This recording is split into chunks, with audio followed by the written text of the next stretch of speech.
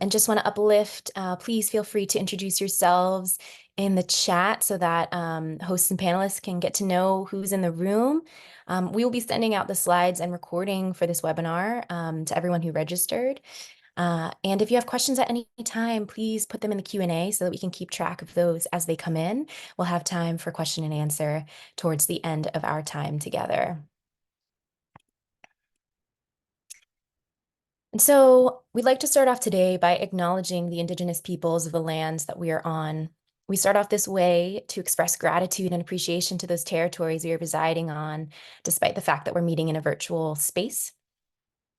It's important that we understand the longstanding history that has brought us here and seek to understand our place within that history, whether we came here by choice or were forcefully brought to this country. And so Healing Equity United is on the lands of the Muwakma, Ohlone, Piscataway, and unceded Duwamish territory lands. It's critical that we take a moment to recognize the historic discrimination and violence inflicted upon Indigenous peoples in the Americas, including their forced removal from ancestral lands and the deliberate and systemic destruction of their communities and culture, which still happens today. Over 100 million Indigenous peoples were slaughtered in the Western Hemisphere over the past 500 years. And today, there are only 6.8 million Indigenous folks left in the United States. Please join us in a moment of reflection to acknowledge the harms and mistakes of the past and present, and to consider how we are and can each in our own way try to move forward to dismantle the continued oppression of Indigenous communities. We encourage you to look up the land that you are on, educate yourselves about the communities that are native to your land, share your learnings with others, and take action to support those local Indigenous communities when you can. We also now invite you, if you'd like, to honor the lands that you're zooming in from by entering their names into the chat. And I'll drop a link into the chat if you need support in finding the lands that you're on. And Fiona, I'll pass it to you. Thank you, Kathy. I was just telling the hosts and panelists, I am so excited for this space and thankful that we are having this conversation. And I'd like to officially welcome all of you attendees. And we like to welcome folks specifically so that you don't feel like we are speaking to an anonymous group. I hope that with what I'm about to share, you know that you, specifically you, are welcome here. So we welcome people of all genders, women, men, trans folk, genderqueer folk, or others. We welcome people of African descent, Black, African American, Asian descent, Arab descent, Pacific Islanders, European descent, those who identify as Hispanic, Latinx, people indigenous to this land, and people of mixed and multiple descent. We welcome the languages that you might speak, indigenous languages, Spanish, English, sign language, etc. We welcome people of different class backgrounds, working class, middle class, owning class, or those of us who aren't sure where we might fit on the class spectrum. We welcome people currently struggling to get access to resources necessary for survival, like affordable health care, reliable transportation, childcare, and people who currently have more access to those resources. We welcome people with disabilities, visible or invisible. We welcome people who are gay, lesbian, bisexual, heterosexual, pansexual, queer, or others for whom none of those labels fit. We welcome your bodies and the different ways that you experience yours. That might include chronic pain, strength, tension, etc. We welcome survivors. We welcome people who identify as activists and people who do not. We welcome the single, married, partnered, dating, those in monogamous relationships or those in polyamorous relationships. We welcome those who are sexually active and those who are not. We welcome those who are in their teens, 20s, 30s, 40s, 50s, 60s, 70s, 80s, 90s, and beyond.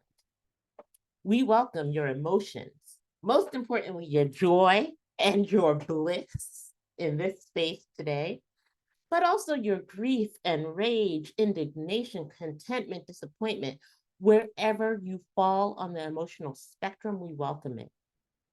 We welcome people of different faith, religious tradition, faith practices, private practices that don't belong to a tradition, agnostics, atheists, and seekers. And finally, we welcome people who have been in spaces and sessions like this one before, and those who have not. So, most genuinely, authentically, welcome, welcome, welcome to each and every one of you. Thank you, Fiona.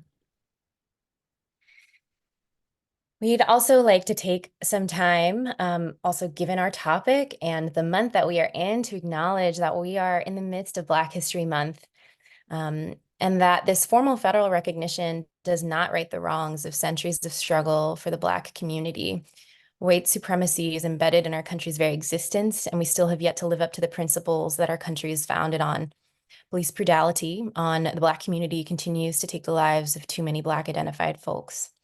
Black Lives Matter this month and every month, and we encourage everyone to examine and unpack the anti-Blackness that exists in the work that you do and the spaces that you occupy. And so we are going to drop a few resources in the chat to learn more about anti-Blackness, a specific resource for non-Black people of color to unpack their anti-Blackness, and a resource to take action to fight police abuse. And with that, we'd like to, I know there are some folks who are familiar with Healing Equity United, but I also see some new names. And so we'd like to take a moment to introduce ourselves.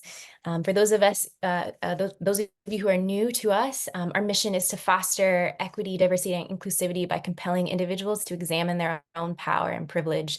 We move them from awareness to action, ultimately realigning resources, dismantling systems of oppression, and healing communities. And our work typically falls into three buckets.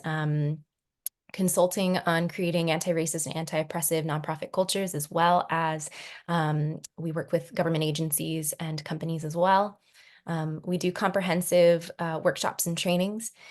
And as well, we do DEI audits so that organizations and entities can get an understanding of their baseline, where they're at with their culture. And so that's a little bit about HEU. And Fiona, I'd love to pass it to you to introduce yourself. Thank you, Cassie. So the way we at HEU typically introduce ourselves is to share some of our identities that we bring into the space that ground us with this work or in this work and that impact us as we move through social spaces. So I am a first generation Jamaican American. Folks in my family range from being completely undocumented to being naturalized citizens. And so I have seen from the very early age the barriers and challenges and oppression that immigrants face in the society, particularly those without documentation. Having said that, I'm a US citizen. And I have to recognize there's a lot of power and privilege in that identity. From when I was a kid, I would be put into spaces where I'd be the guinea pig to test out systems. Like, is it going to be harmful for immigrants? Like, okay, you can absorb the harm and be a co-conspirator in that space. Underneath the American flag, you'll see scales of justice. I'm an attorney barred in DC and New York. And even though I don't currently practice law, I have to be mindful of the duality of that identity. In some spaces, people who would rather ignore me and pretend I'm invisible suddenly find value in my perspectives and expertise and what I'm saying. On the flip side, the identity of being an attorney can be extremely alienating. And people are afraid to speak with me in the space. And I have to be mindful of that. I'm from the Boogie Down Bronx. I know they don't say that anymore, but I'm showing my age. But I'm from the Bronx in New York City community that's primarily Black and brown, has higher rates of substance use, criminal activity, of poverty, and higher rate of love and support and resilience that help to create who I am today. Last but not least is a picture of my family. I am married to a cisgender white male who is an immigrant from Europe, and oh my goodness, every day is a struggle. He assumes he belongs in all spaces at all times, and everybody else assumes that he belongs in all spaces at all times. But we have wonderful conversations about that, right? And how to navigate that. And we talk about his whiteness, his maleness, his white maleness, and everything in between. We have three children who are biracial. My eldest identifies as a Black woman with a white father because that most aptly captures for her lived experience. Yeah, that's enough. One more thing, group agreements, right? And then I want to get into this conversation with these folks. Let's go. Yes. So let's hop into group agreements. Fiona, do you want to pull out a couple for us to just focus on for today? Yeah, so we are going to have opportunities for folks to share their own questions. What I would love for folks to keep in the back of their mind is that we don't support the oppression Olympics in this space. I know we are talking about Black joy and resilience in this space, but that is not to say that we are going to sanction um, causing harm to others, because all oppression is tied and all of our liberation is tied. At least that's how we do our work at HGU. The other one that I would focus on is being okay with non-closure, because this is not enough time for us to support everyone in figuring out how they can bring facets of resilience and joy into their workplace, into their organization, how to ensure that it is a foundational piece of their organization. So maybe we'll have to have a part 2 and part 3 of this series. We'll see how it goes. And last but not least, take care of yourself. And I think that this one, I was just telling the group earlier that I needed this conversation for my own self-care. I needed this conversation. So it's very important for us that you take care of yourselves as well as participants and attendees. Thank you, Fiona. So let's dive in and let's have a moment for our panelists to introduce themselves. Kendra, I'm wondering if we can start off with you. We absolutely can. Hi, everybody. My name is Kendra Hale. My pronouns are she, her. I identify as a Black multiracial woman. I'm seeing so many hearts. Thank you. They're just floating beautifully into the space. And I also identify as a compassionate disruptor of harmful patterns, systems, practices within myself and externally. I identify as a community cultivator, a language artist in the form of a poet and other forms of writing, and I identify as a healing justice worker, which means that I'm dedicated and fiercely passionate about intervening upon intergenerational trauma. And that's me. Thank you, Kendra. Zoe, can we pass it to you next? Of course, and I love the claps and I love this new Zoom feature. So I am Zoë Flowers. I am calling in today from the land of the Podunk, Pequannock, Narragansett people, and many, many more here in Connecticut. And I am a healing artist. I hope I said my pronouns are she and they. And my healing artistry takes the form of film, also as an author of 2 books, one poetry, Kendra, something else we have in common besides our colorful hair. And also the actual hands-on healing. I'm a Reiki master, obviously I read tarot, liberated myself primarily from the domestic violence movement that I worked in for 20 plus years to now just make doing healing and art my main thing. And yeah, I think that's all I'll say for right now. Did I get it all, Cassie? Yes, thank you, Zoe. Okay, good. Let's pass it to you. Hey everyone, my name is Jerome Hunter. I use he, him pronouns. I identify as many things, multiracial Black man, have committed a lot of my life to supporting Black and brown males and fostering a healthy sense of identity and masculinity, normalizing emotions, and strategizing in ways to support their holistic growth. And so I'm just really happy to be here, be part of this conversation, and share and learn. And I love this new Zoom feature with the icons floating up on the screen. I'm all for it. I'm with it.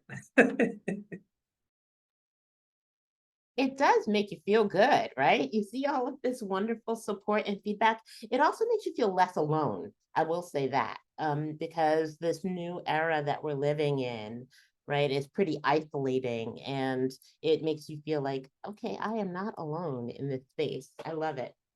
So let's dive into the conversation. Okay. So I have been recently reading, because you can't see that, White Rage, because we know that whenever there is significant advancement for Black folks, there is a subsequent backlash, right? And we have to understand the nuance of that. And I think that after we had President Obama, like, we are just seeing that backlash ramp up. So my first question to you is, how are you practicing self and community care in the wake of such substantial backlash against DEIB efforts?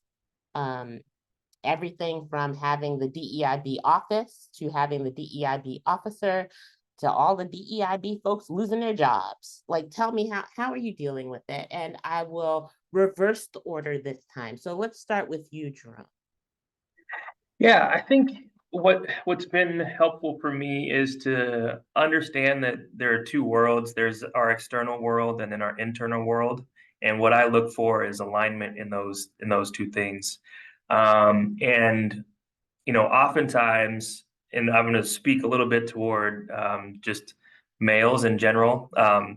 Oftentimes, we're socialized to not have the ability to identify certain emotions that are happening within us. There's actually a term it's called alexithymia, and it's the inability for folks to be able to identify an emotion that's happening within them. And so, what I try to do is tap into my emotions, see if I can name what's going on internally, and see if I can generate the capacity within myself to, resist the turmoil and the confusion that's happening in our external world, specifically to DEI. I know that it's taken on this stigma that is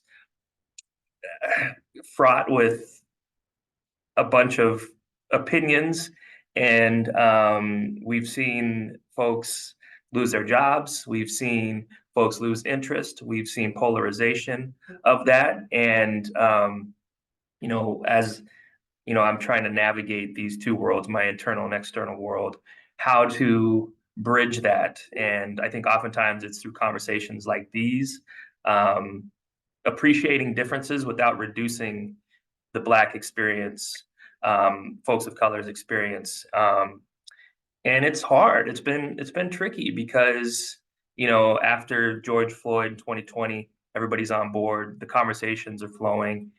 4 years now, it's as if we're taking two steps back, and the conversations aren't as fruitful as they once were, at least in my space. And so, what I try to promote is taking that inventory first, and then asking others to do the same, and then engage in conversation to seek multiple perspectives about the landscape that we're living in right now. Thank you, Jerome. What about you, Zoe? Yeah, thank you. So when I first saw this question, I really had to think about it, because I've removed myself from a lot of the nonprofit space in the past year and a half. But so when I think about my self-care practices, they're for every day. You all know that, like Fiona, Cassie, you know that. It's not really regulated to the workspace. It's more like, how can I make it through the day? And so my practices are what they've always been: prayer, meditation. More recently, I've been delving more into African traditional meditations and things like that, and that's been really helpful. Also paring down all of the practices I was doing, because I was doing a little of this, I was doing a little of that. I had a million evil eye protectors in my apartment, and I was like, girl, how much protection do you need? Like, do you have faith or not? Like, what's happening? So I took all that stuff down, and I've just gone back to zero. I've gone back to myself, gone back to my prayer, my meditation, also looking at history, like looking at civil rights movement, looking at all the movements that came before, to remind myself this is nothing new. This is what they've been doing. Um, and so to ground myself in that, also looking at what did they miss in those other movements? A lot of it we know, and what did they do well? So for me, that's what I've been doing, grounding myself in history and my practices. And also, I just like quit a job that was like very anti-Black. I was just like, I'm done with y'all. I wrote them a 4-page letter like Aaliyah, like told them everything that they did, and I left. And that's the first time I ever did that. And it felt great. So if you can do that, do that. It was just part-time, it wasn't full-time. Don't downplay it. Downplay it. That's amazing. I could have a whole nother conversation just about that. But Kendra, we need to hear from you. I'm just soaking in everything that you said, Zoe, and Jerome. Thank you so much. Gosh, this question, so much surfaced for me when I was processing this question. And like you said, Zoe, it's not new. This backlash is manifesting in different ways for my entire lifetime, as far as I know.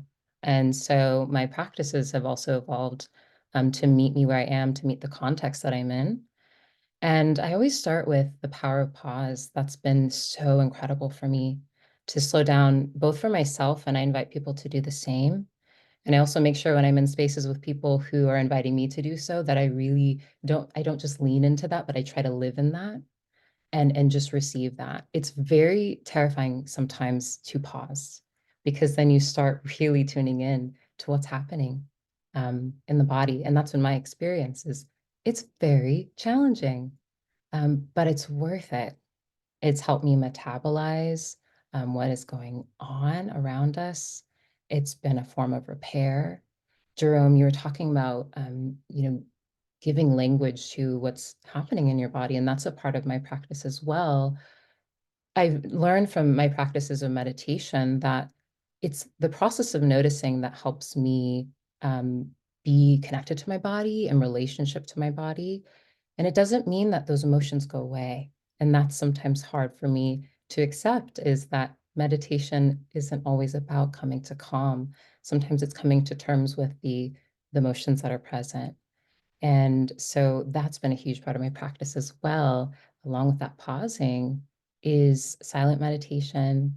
I take really long walks that have been so nourishing. I call my walks outside a really good rinse. I just feel like it rinses my spirit. It liberates me. I've had epiphanies on my walks, and being connected to our ecosystem, the trees, plants, animals. It reminds me there's this vast earth that is holding me, and also trusting me to be here. And aside from that, it's being in community, seeking out community, being fiercely compassionate to myself and others, and being accountable has been a huge part of care, and being honest about what I can offer and what I can't offer in terms of support. And something I'm trying to work on is also receiving care from others, which is challenging, because something that I've been also practicing throughout my life is trying to do things alone. And I've learned everything's a practice. And so I, as a part of my care, have to think about continuously what practices are no longer serving me, and which ones am I ready to let go of? And what am I ready to practice in new ways? So that's a bit about my care. And I'm so thankful that my care box is so full. There's so many things that I could share about this. But truly, it is it is evolving continuously. Thank you, Kendra. Thank you all. And Kendra, when you were talking particularly about your care box, I'd love to build on that.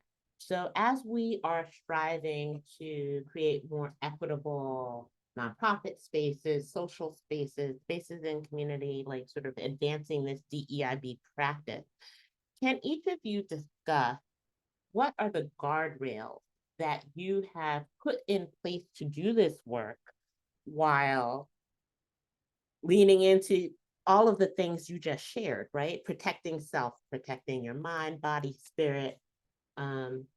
It's rough out there, y'all. It's rough out there. So anyone who would like to start, please.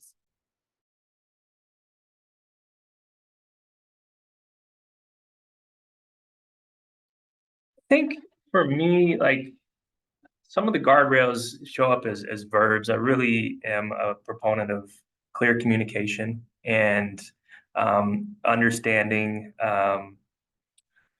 in a workspace what my responsibilities are, what my role is, but also who I am as a human, because obviously we show up as our full selves, and it's not always what we do, but it's who we are, and so it's being clear about that, and it's if there's some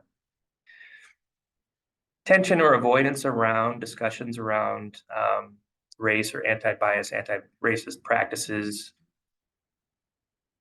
I'm unapologetically going to engage in that conversation in a healthy call-in way. But I think kind of through my personal practices, they show up in my professional practices, which I think in times have led me to build coalition within a workspace. I've got a extensive background in education, now in a nonprofit space, and those landscapes can be tricky either way. But speaking up for Black and Brown folks and marginalized folks in a way that is clear and concise and with honor and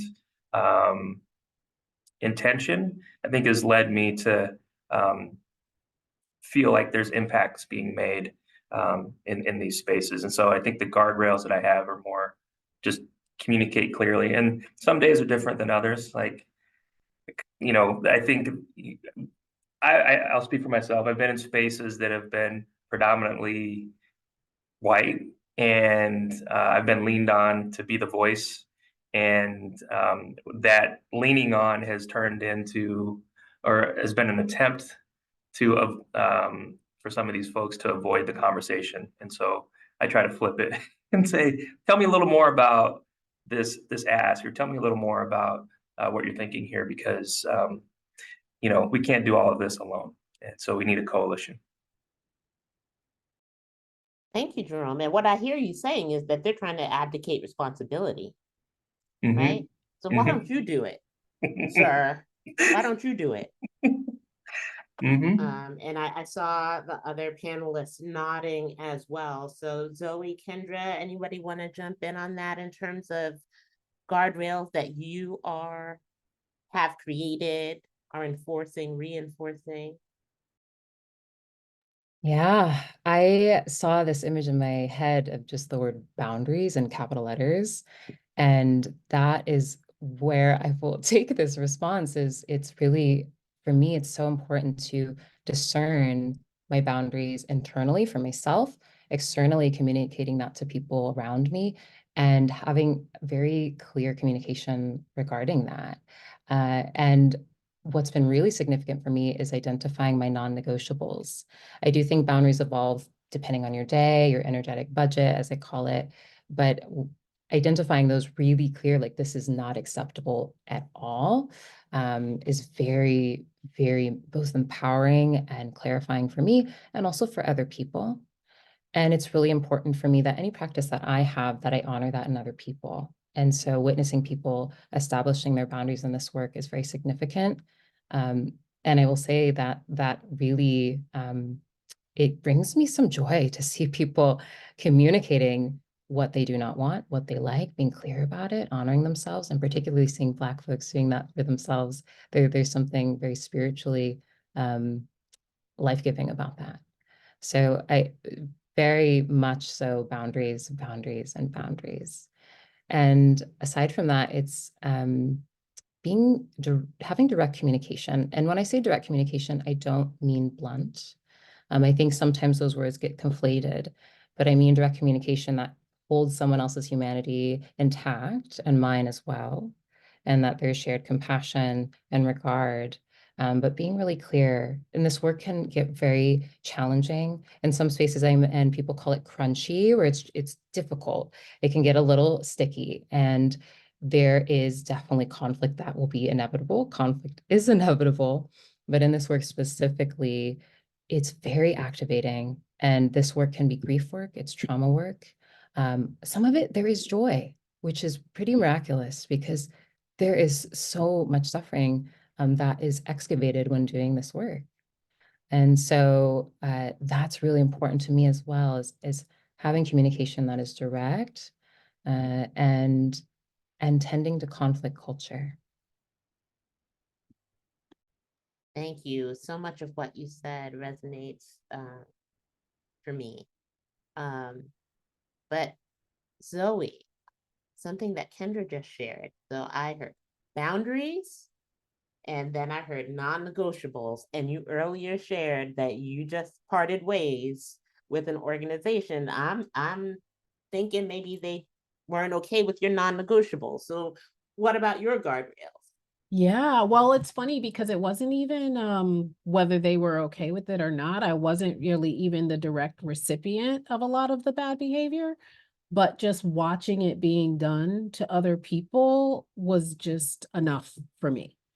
And so I wanted to let them know those things. But as far as guardrails for me, I think about how I used to really overwork and overpromise, and how so much of that just came from wanting a validation, just happy to be in the room, happy to be in the space, and not really being like, I deserve it. Like, I know what I'm talking about. I don't have to take like whatever amount of money they want to throw at me. And it took a long time to get there. And I still work on that. But I think the overwork, the over promising, and so just withdrawing myself again from spaces where I don't feel celebrated. And that's even in my personal life, which is very new.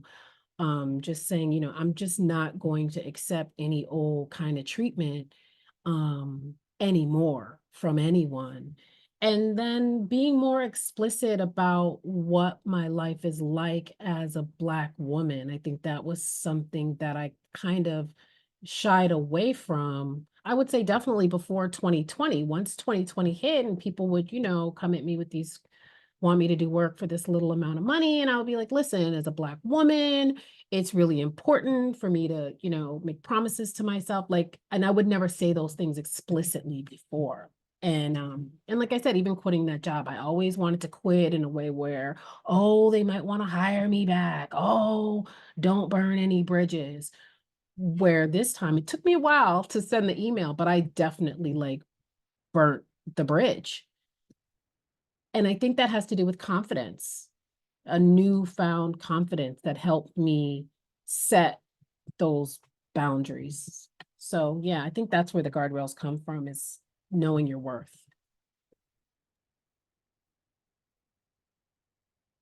Okay. I'm going to be transparent with the panelists and with the attendees. I'm going to go off script for a moment because what you just shared is really crucial. I think especially for Black folks, Black professionals, Black folks in the DEIB space, that there is a consistent effort to undermine your credibility, ability, intelligence, approach.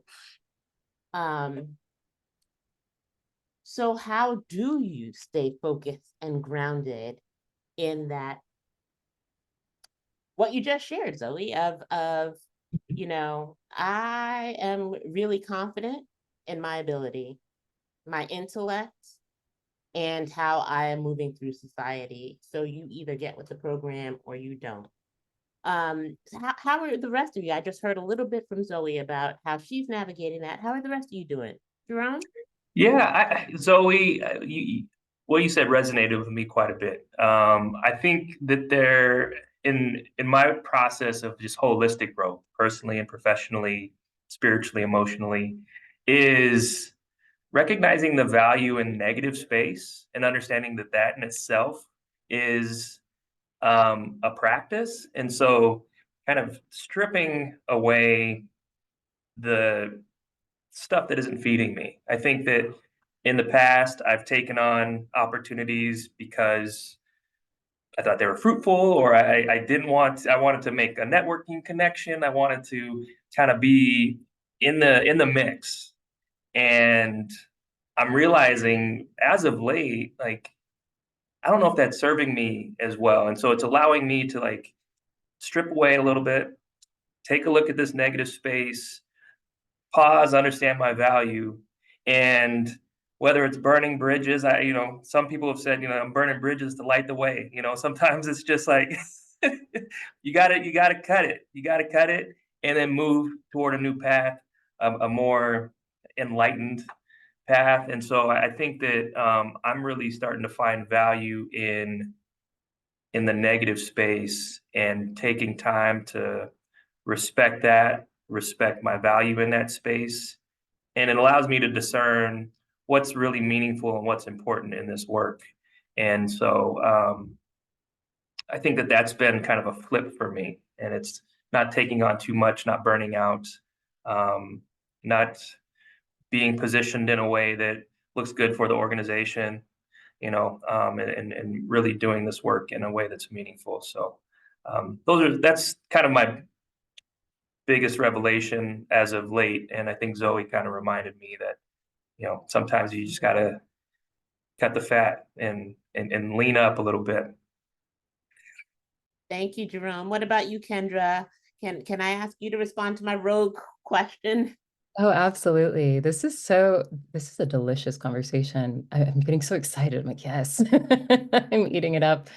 I so appreciate what you both have said, Zoe and Jerome. I'm thinking about an affirmation that I hold so close to me and that has changed me, and it's that my worth is eternal. It's fixed, that no matter what I'm doing, whether I'm creating or not, that I'm worthy. And it's in line with what you shared, Zoe, um, around worth. And that affirmation, it changes how I move through the world. And that it makes it infinitely easier to let go of what doesn't work for me. And if anything exists outside of that or is reflecting a different narrative, I let go of it. And over time, it's become a lot more easeful to do that. Is It's okay, more will come. I do believe that possibilities are infinite, abundance is available, and it's taken a while to reach that way of living and that form of consciousness, because we're taught to not believe in abundance. Our society feeds us that narrative continuously. And so that affirmation alone, that's my anchor. Those are my roots. And also ancestral connection. I connect with my ancestors regularly. I give them gratitude. I ask them for support, my angels, my spirit guides, my animal guides. I know I've got a whole spirit team with me supporting me. And they are this beautiful part of my grounding in this work, that my worth is ever present. And so is everyone else's. And particularly, I want to say, Black folks, our worth is eternal. It's always there. Thank you, Kendra. And yes, this conversation has been really juicy, but I can't be selfish. I am hearing that we have several questions that have come in from participants. So if you all are okay with doing so, can we just transition over to those? Yeah. All right. Very good. For Jerome, what is your advice, point of view for Black men finding their inner child in their adulthood when they are adultized early on in life, having to be a provider when they can't even provide for themselves? Wow, that's a really good question. And I would recommend that we feel comfortable in taking a personal inventory and a critical look at the traumas that have either been taking a look at our traumas and how we respond to them. One thing that I think that's been helpful in the work that I've done is communicating to men, boys and men, that it's okay to have emotions.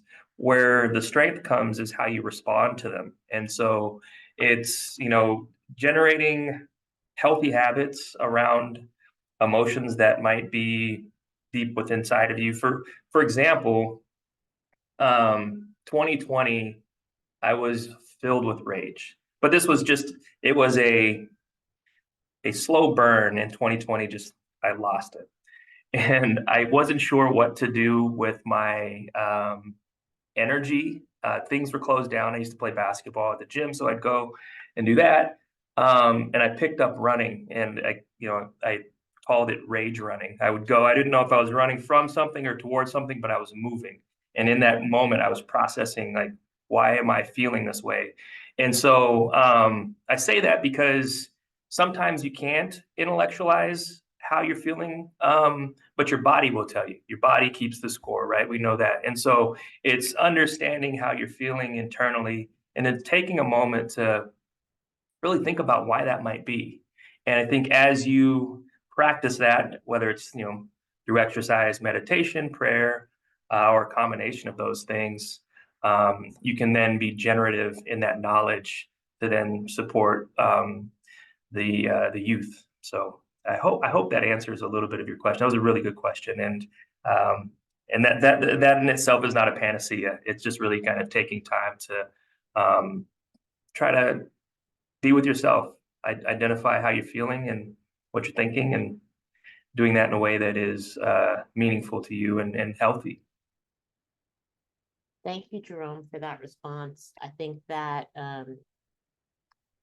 that is an ongoing practice for many of us because society tells us, and I don't know about you all, but I come from an immigrant family, like I said, and if I was crying, if I was upset, it's like, get over it, keep going, keep doing it, slap a smile on your face, and just show up. And it took me decades of unlearning to say it is not okay for me to simply continue along a path that is harmful and not acknowledge what is coming up for me physically and emotionally. Speaking of what's coming up physically and emotionally, there is a question in the Q&A, and this is for any of the panelists. I have a whole bunch of responses, but you are the focus. I want to ask the panelists about if one should quit a job, let's say at a major university, that is causing continuous daily harm in terms of anti-Black racism. This daily harm is causing mental and physical harm as well as anxiety. A month and a half into this job, I was passively accused of stealing a monitor, and the micromanaging and constant gaze continues from there. I'm trying to figure out what I displayed for the workplace to think that I steal, and am I not productive as my work otherwise shows? Y'all, deep breath. And ask any of you, Zoe, Jerome, Kendra, how would you all respond to that person?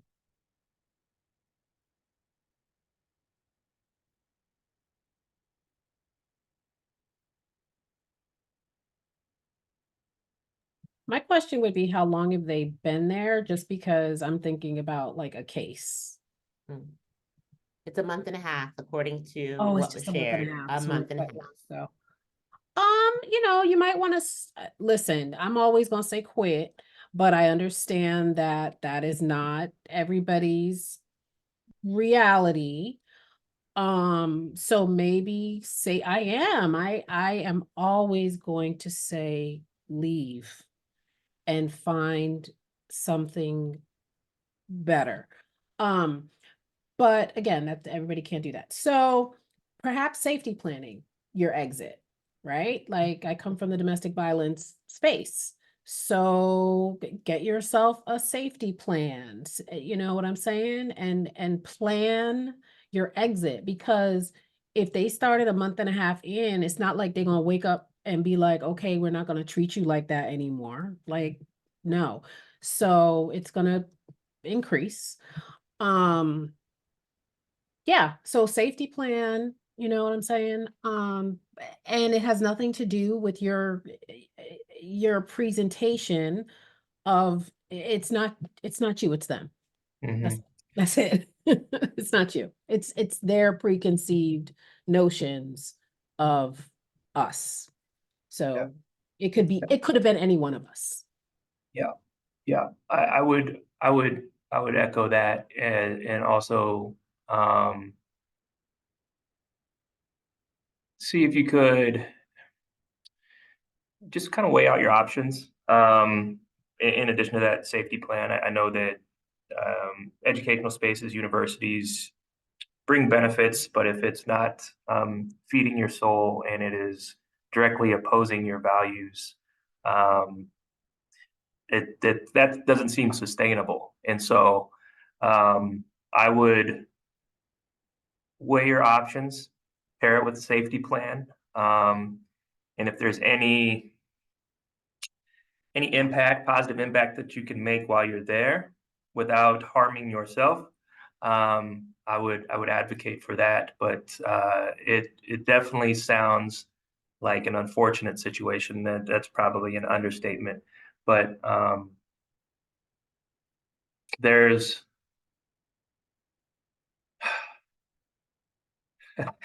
I've just been on this kick. Like if it's not serving you, you got to keep moving.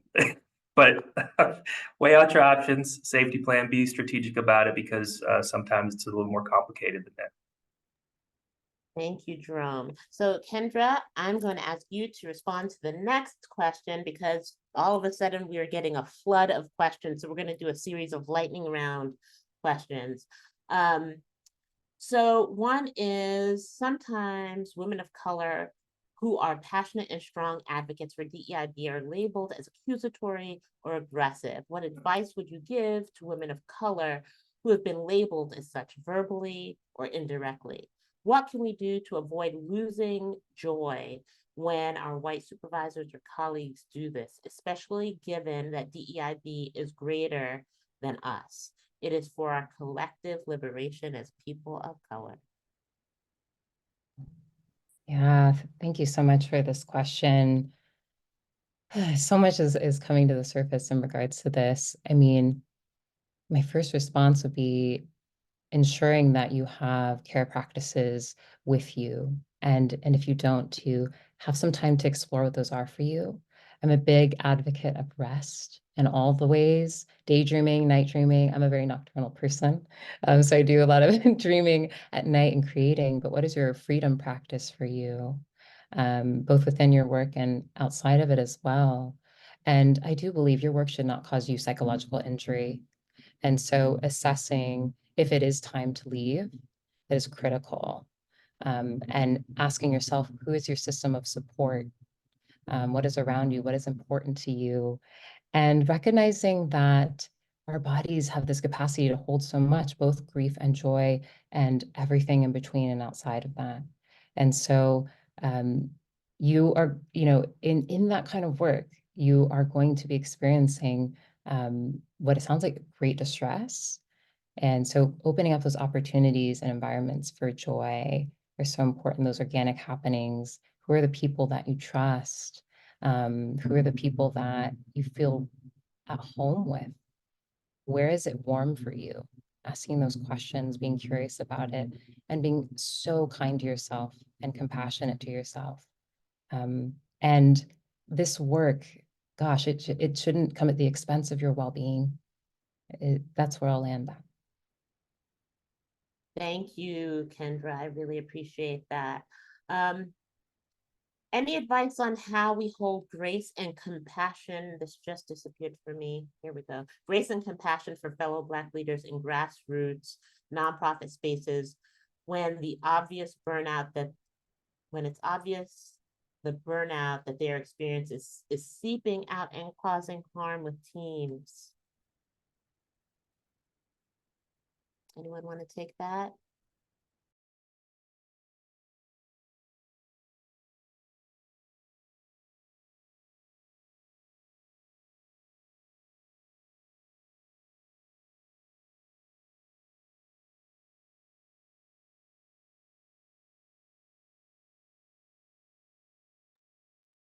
Silence is real. And that's a challenging one, right? Look, I will share. I know I'm supposed to be in the facilitator space, but I will share that being Black doesn't guarantee that we have a lot of self-awareness, right? Like it doesn't guarantee that we aren't, it doesn't inoculate us from having to go on our individual journey as well. And so what I would say is that hurt people, and whether or not you might be able to engage Black leaders, whether that be in your nonprofit organization in a call-in way as opposed to a call-out way. I've heard all kinds of names and expletives for Black folk who cause harm in leadership positions because of whether it's burnout or internalized harmful narratives. But the hurt needs to be addressed, at least from my perspective. Now, look, I don't believe in also spending 100 years in trying to help you over here. So I'll give you a little bit of help, and then you have to move out the way so that a next generation of leaders can come into this space as well. Jerome, I saw you unmuted. Do you want to share? Yeah, I think it's just that, like, practicing compassion, grace. There been times where the organization has like a mission, a framework, or so I don't know. I would maybe redirect those leaders to the mission and just kind of revisit kind of where they are in that space. So where you're not necessarily pointing the finger at your leader, but you're kind of real like illuminating the mission and making sure that the actions are in alignment with the organizational mission. And if there's not, then there's opportunity for discussion to talk about how that alignment can come to. But it is, it's tricky for each organization. But I try to direct the energy back to the mission and making sure that we're on track to accomplishing it. And Jerome, that speaks to something that has come up for me, and this ties into what you said as well, Fiona, is compassion as well as empathy and grace are not complete without being paired with accountability. And I mean accountability, not punitive forms of addressing an issue or harm. And accountability is so, so important in this work. And it's evolving work. The humans in it are evolving. And so it requires having a lens of accountability for self and others. That's imperative. And having those conversations, taking the time to slow down and really process situations. I do think with any form of conflict, it benefits from the medicine of slowing down and having the opportunity to process through emotions.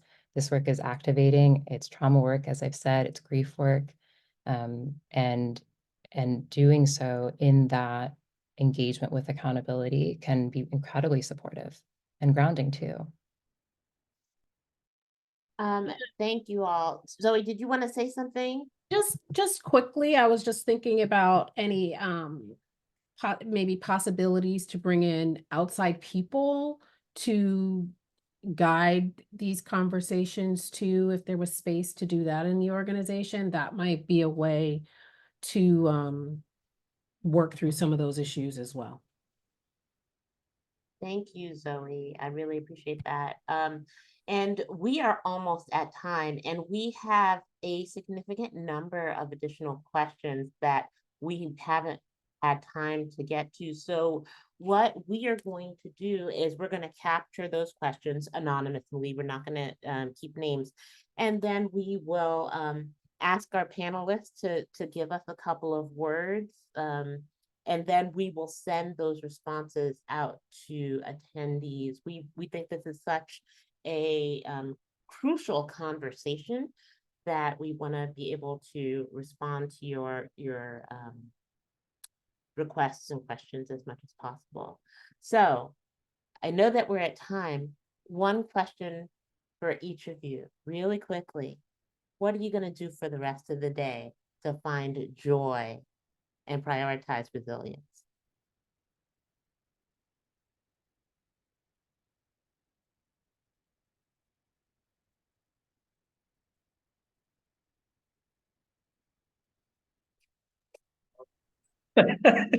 I might get out, get some fresh air. That usually helps me clear my mind a little bit. It's not raining here in Seattle, so it's a great opportunity. Okay, thank you, Jerome. Mhm. What about the rest of you? The reason I was deep in thought is I'm like, there's so many options, in my little care box. Lately I've been playing with oil pastels, and I usually bring them out at night, and I just start coloring. I have this beautiful book that I color in, and it's been incredibly meditative and such a great freedom practice. And when I do it, I release judgment. I'm like, let's just use any colors, even if it doesn't seem to make sense. It makes sense because I'm being guided to it. So that's what I'm going to do tonight. That sounds wonderful. Zoe. I don't know. I mean, I've started making candles, so I'm gonna drop off some orders. And maybe take a little drive and go get, Cassie, you said sweet treat. There's a little cute little like vegan bakery, so I might just go get like a cute little sweet treat, but I'm not sure. And I'll definitely go to bed early. Yes, yes, yes, yes. Yeah. Well, everyone, thank you so much. Cassie has dropped a link in the chat. We love to have your feedback. It informs how we hold future spaces. So please use that. And to the three panelists, two of whom I've never met before today, I can't express my gratitude enough. Thank you. Thank you, thank you, thank you. I have goosebumps right now. We don't hold these spaces enough. I'm so appreciative of the word that you shared, the energy that you shared, the spirit with which you came into this space. Kathy, I think we have to do this again. It is Black History Year after all. So I don't know. Oh, yes. And Zoe put her their contact information in the chat. Kendra and Jerome, if you'd like to do the same, feel free to do so before folks log off.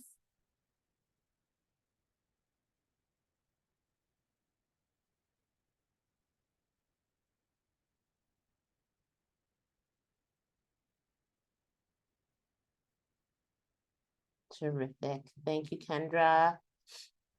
And thank you, Jerome. All right, everyone. Have a wonderful day. Take care of yourselves. Prioritize your joy. Thank you. Thank you so much. Thank you for holding us and trusting us with this conversation. Yeah. Yeah, thank you. Yeah. Mm.